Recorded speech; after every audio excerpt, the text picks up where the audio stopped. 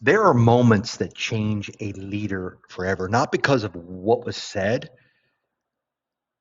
because of what wasn't. I've spent more than 25 years sitting across the tables from CEOs, founders, board members, military leaders, and private equity partners. And I've noticed something. The higher a leader rises, the less likely people are to tell them the truth. Not because people become dishonest, because honesty becomes expensive. One conversation changed the way I think about leadership forever. The CEO looked at me and smiled and said, I can't remember the last time someone told me I was wrong. He thought it was a compliment. I heard a warning. And that is where we begin today's story. Welcome to Quick Tips from the C-Suite. I'm Travis Thomas, one of the founders of Thomas and Taylor Search Partners and Thomas and Taylor Partners Holdings. This podcast isn't about leadership theories. It's about the moments that quietly shape leaders. These are the few conversations that people actually hear, the questions few people ask, and the truths that often reveal themselves only after decades of experience. My hope is simple today that somewhere in today's conversation, you recognize something in yourself. Let's begin. I certainly don't think leaders wake up one morning and suddenly become isolated. I think it happens one conversation at a time. One meeting where there was no pushback, one presentation where everyone nods, one discussion that goes unchallenged. And at first, it feels like alignment. Eventually, you realize it was silence. And there's a profound difference between the two. I've watched this happen inside founder led companies time and time again. Private equity, portfolio companies, family businesses, Fortune 500 organizations, even military leadership. Different industries, same pattern. Title changes, room changes, and eventually the truth changes. Not because people stop seeing it, because they stop saying it. And here's the question I want you to consider. When was the last time someone looked you in the eye and completely disagreed with you? Not politely, not carefully, not diplomatically, honestly. And if you have to think about it, that's worth paying attention to. The mistake most leaders make is believing that power changes people. I don't think it does. I think power changes the people and what they're willing to say around you. There's a difference. Think about your own career. Early on, people corrected you, they interrupted you, questioned your assumptions. Sometimes they even embarrassed you. And strangely enough, whether we want to admit it or not, those were some of the fastest seasons of growth because truth was inexpensive. As you as your influence grew, something else began to grow. The perceived cost of honesty. Every promotion, every title, every success quietly increased the risk someone else felt when disagreeing with you. Not because you asked them to, it's because they're human. And they're thinking, what if I'm wrong? What if this hurts my career? What if everything else and everyone agrees with the CEO? What if I'm the only one that disagrees and the only one that's speaking up? That fear doesn't have to be spoken. It simply has to be felt. And that's why some executive teams slowly become echo chambers, not because they're filled with weak people, because they're filled with intelligent people trying to protect what matters to them, their careers, their reputations, their access. And eventually, something dangerous happens. The leader begins believing they're hearing the whole truth, when in reality, they're hearing the version of the truth that people believe is safe to say. And there's a profound difference between the two. I've sat in board meetings where everyone around the table agreed. Every vote was unanimous, every presentation was praised, every forecast was approved. 6 months later, that same board was asking, how did we miss this? They didn't miss it. Someone saw it. Someone always sees it. The tragedy is that they don't believe they had the permission to say it. And sometimes leadership isn't about having better answers.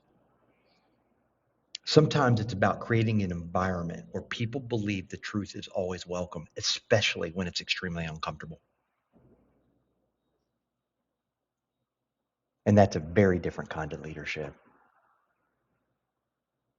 Here's the uncomfortable truth. Most leaders don't lose honesty because people become less courageous. They lose honesty because they unknowingly become less approachable.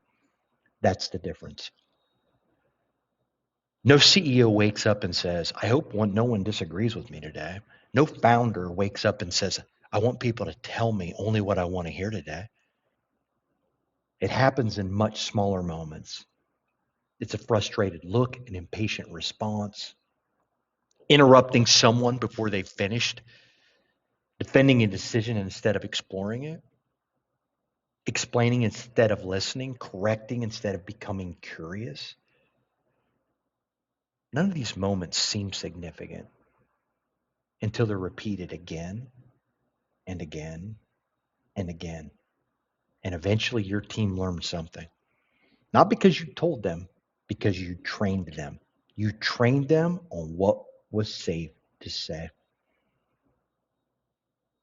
Culture isn't created by what leaders write, it's created by what leaders repeatedly reward. Think about that. Every time someone challenged you, what happened next? Did they feel heard? Or did they leave the room wishing they'd stayed quiet? Because people remember those moments far longer than leaders do. And I've asked this question to executive teams for years. If you completely disagreed with your CEO on the most important decision facing the company, would you say it? These answers are extremely fascinating. Some answer immediately, absolutely. Others hesitate, not because they don't know the answer, because they're calculating the consequences. That pause is one of the most revealing moments in leadership because that hesitation tells us something, not about confidence, about safety. And psychological safety isn't built during a crisis, it's built in ordinary conversations. It's those small moments, the daily interactions, the meetings no one remembers until one day they realize they've stopped telling you the truth. So let me ask you something. When was the last time someone changed your mind? Not because they had a louder voice, because they had a better idea. When was the last time you thanked someone for disagreeing with you?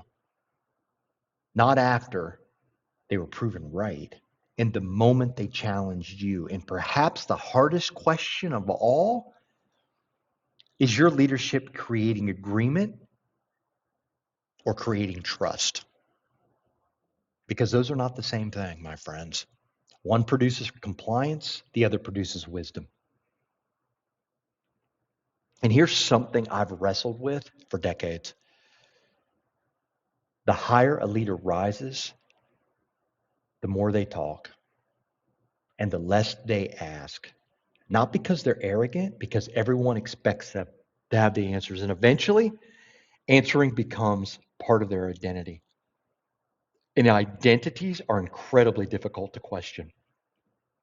And one of the greatest risks in leadership is believing your role is to have all the answers instead of creating an environment where the best answer can emerge. And those are two extremely different leaders. Confidence builds organizations, but certainty can quietly destroy them. Think about that. People are naturally drawn to certainty. Investors reward it, boards applaud it, employees find extreme comfort in it. But certainty has a very, very dark shadow. The moment you become certain, you stop searching, you stop listening, you stop wondering, curiosity disappears. And curiosity has built more extraordinary companies than certainty ever has. There's one sentence I continually hear from struggling organizations more than almost any other. We've always done it this way. And that's not because it's lazy, because it's comfortable. And comfort has a way of disguising itself as wisdom until the market changes, the customers changes, technology changes, or leadership changes. Then suddenly, what once protected the organization becomes the very thing that's holding it back. Years ago, I met an executive, brilliant, calm, quiet, the kind of leader who never needed to dominate the room. It's one of my favorite archetypes. I asked him, how do you keep people honest around you? I'll never forget the answer. He said, every meeting I try to find one reason someone else might be right. That's it. No framework, no leadership model, just one discipline. Walk into every room assuming someone sees something you don't. Imagine what would happen if every executive team operated that way. Imagine what would happen if every board operated that way. Because whether you realize it or not, every conversation is teaching, every meeting, every reaction, every interruption, every moment of curiosity or defensiveness is teaching people something. It's not about strategy, it's about your leadership. They're learning, is it safe to challenge here? Is it safe to admit I don't know? Is it safe to bring bad news? Is it safe to think differently? Culture isn't built during the annual offsite, my friends. It's built one reaction at a time. The question isn't what culture you're trying to create. The question is, what culture are you teaching? And I believe leadership has an invisible tax, and it's paid not in dollars, but in truth. Every time someone withholds an idea because they're afraid your organization becomes a little less intelligent, every time someone softens difficult feedback, your organization becomes just a little less aware. And every time someone chooses agreement over honesty, your organization becomes just a little bit more vulnerable. No one notices it because it happens slowly, conversation after conversation after conversation, until one day everyone always wonders, how in the hell did we get here? The answer is almost never one catastrophic decisions. It's thousands of tiny moments where the truth became just a little too expensive.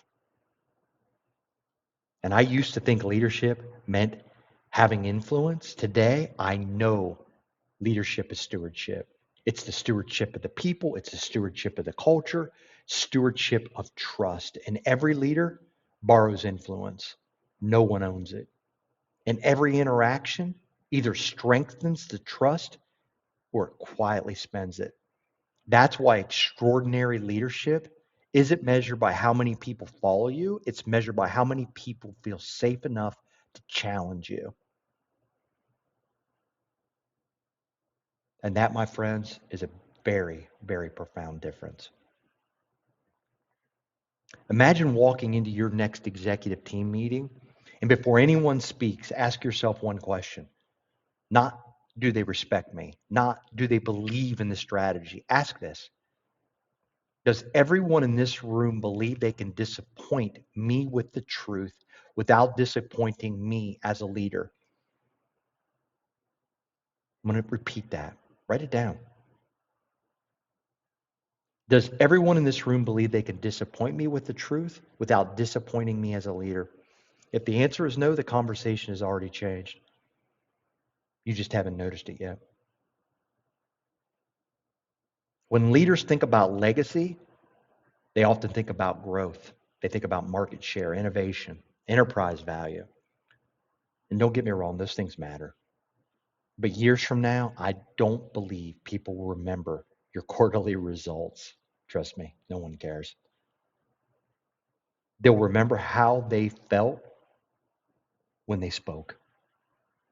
Did they feel heard? Did they feel respected? Did they feel safe enough to tell you the thing no one else wanted to say? Because that is the legacy of extraordinary leadership.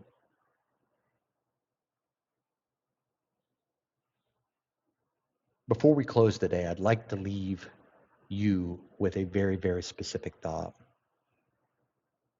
Perhaps the greatest responsibility of leadership isn't making every decision. It isn't having every answer. It isn't carrying every burden, perhaps, just maybe. The greatest responsibility of leadership is creating an environment where truth never has to compete with fear.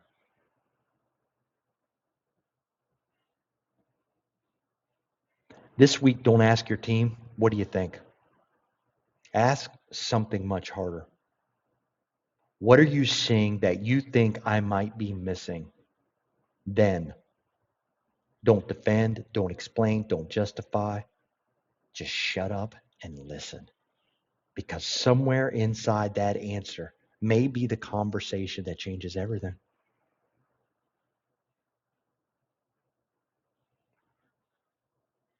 Thank you so much for joining me today on Quick Tips from the C-Suite.